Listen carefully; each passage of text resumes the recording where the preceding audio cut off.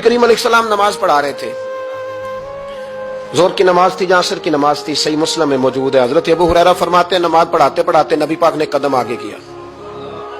नमाज पढ़ाते पढ़ाते कदम आगे किया और यूं हाथ उठाया, फिर वापस कर लिया।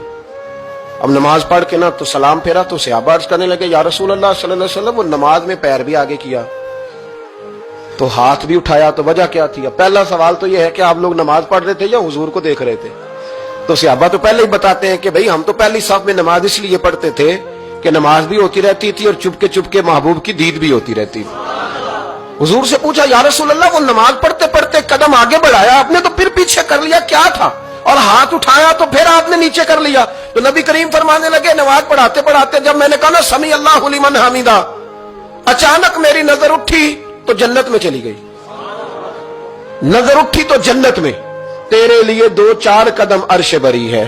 तो महबूब फरमाते हैं जब मेरी ऊपर नजर गई ना तो मैंने देखा कि अंगूरों का एक खोशा लटक रहा है जन्नत में।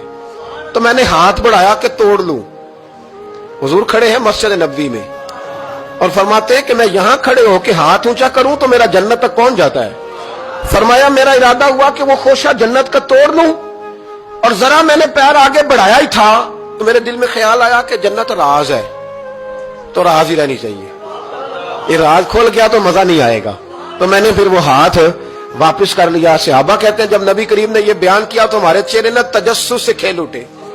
तजस्सुस से हम कोई बात और भी सुनना चाहते थे। तो महबूब फरमाने लगे, अगर मैं वो खोशा तोड़ के ले आता और तुम्हें दे देता, तुम कयामत तक भी खाते रहते तो तुमसे खत्म नहीं होना था। ये सही मुस्लिम की हदीस है। ओ भाई, मेरे रसूल करीम के वाक़या में राज पे शिकवा करना, कहना समझ में नहीं आती कैसे गए थे। तो तू जो चाहे तो हर शब हो मिसाले शबे असरा, इसलिए कि तेरे लिए 2-4 कदम